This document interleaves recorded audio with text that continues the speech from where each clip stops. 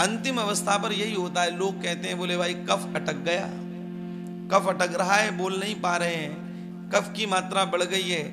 पर संभवतः सामान्य दृष्टि से देखा जाए तो ऐसा ही होता होगा, लेकिन ग्रंथों के आधार पर अगर अनुमान लगाया जाए तो वहां लिखा है कि यम के दूत आकर के गला दबाते हैं महाराज। उस समय जिसको पूर्व अभ्यास है नाम लेने का, भजन करने का, जिब्या से निरंतर बोले सो राम ही राम, खाली जिब्या कोने काम, रट रही है महाराज, चल रही है नाम है, सबको छोड़ दिया नाम, रटन क्यों छोड़ दिया भैया। जिसकी जिब्या चल रही है अंतिम अवस्था पर वही राम कह पाता है। बार बार मुनि यतन कराई और अंत राम कही आवत नाही। अंत में महाराज यम के दूत आकर के दबा लेते हैं। अंतिम अवस्था में माता जी क्या होता है, मारवाड़ी सेठ जी थे एक, ऐसी अंतिम अवस्था पर शरीर छूटने की कगार पर आ गया, तो सब पुत्र इत्यादि सब खड़े हो गए निकट में। अब महाराज सब कह रहे हैं कि बोले पिताजी को कुछ बस दवाई ऐसी मिल जाए जो ये बच जाए। अब बचे कहां से, तो अचानक में कोई बात उनको भी ऐसा ही हुआ, गला आकर के यमदूतों ने दबा दिया, तो उनको कुछ बात की याद आई, तो इशारे से कहा हाँ मैं कुछ बोलना चाहता हूं।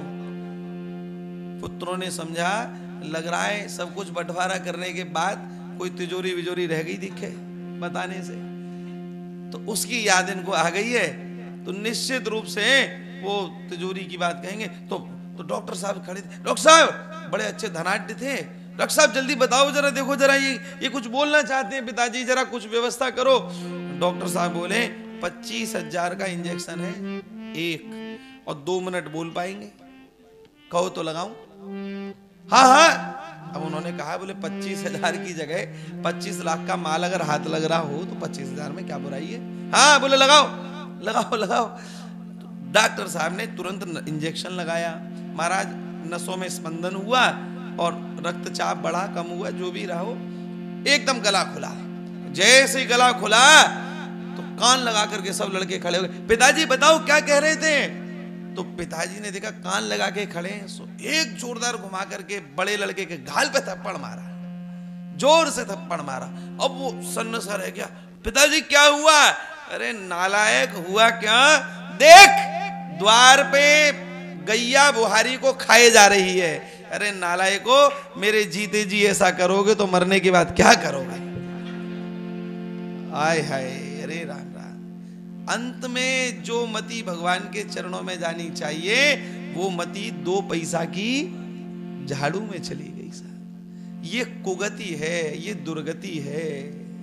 2 पैसा की झाड़ू, मारा 25,000 का इंजेक्शन लगवा दिया, किस लिए, बोले झाड़ू खा रही है। संदेश था साहब उसमें छिपा हुआ है। 25,000 का इंजेक्शन एक संदेश देने वाला था कि देखो हमारी मति कहां जा रही है। क्षमा करें, अंतिम अवस्था पर वह साधन हमारे काम नहीं आएंगे जिनको हम लोग प्रतिष्ठा के लिए करते हैं, पर अपने कल्याण के भी साधन हम लोगों को एकत्रित करने चाहिए।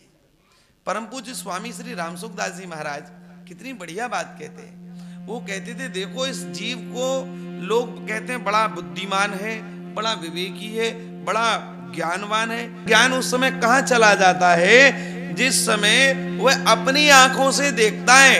क्या बोले, हमारा रिजर्वेशन 15 तारीख का और उड़ीसा जाने का है तो वह उड़ीसा में कैसा माहौल है, मौसम कैसा है, ये जानकारी कर लेगा। वैसे ही वस्त्र रखेगा, ठंडा है कि गर्म है, बोलिए हाँ या ना। अगर हम आप, ये तो उड़ीसा की बात हम एक उदाहरण बतौर कह रहे हैं, पर अगर हमारे कोई रिश्तेदार का ब्याह हो, कहाँ जाना है, बोले यहाँ से महाराष्ट्र मुंबई जाना है, तो हम लोग क्या करते हैं 15 दिन पहले से तैयारी शुरू कर देते हैं। करते हैं नहीं करते हैं, है या ना, बोले करते हैं। कपड़े खरीदेंगे, वहां किस चीज की आवश्यकता पड़ेगी, वह धन की कितनी आवश्यकता पड़ेगी, किन वस्तुओं की और आवश्यकता पड़ेगी, सबको इकट्ठा करके सूटकेस में लगाया और उसी समय गाड़ी पकड़ने के लिए प्लेटफार्म पर हम लोग खड़े हो जाते हैं। गाड़ी निश्चित था ना, इतने समय पर आएगी। जब गाड़ी निश्चित है, ऐसे ही मृत्यु भी निश्चित है। यात्रा के लिए इतनी तैयारी, पर परलोक की भी एक यात्रा करनी है, उसके लिए कितनी तैयारी बताइए। परलोक की यात्रा को तो लोग झूठा मानते हैं, और जबकि असली सत्य यही है?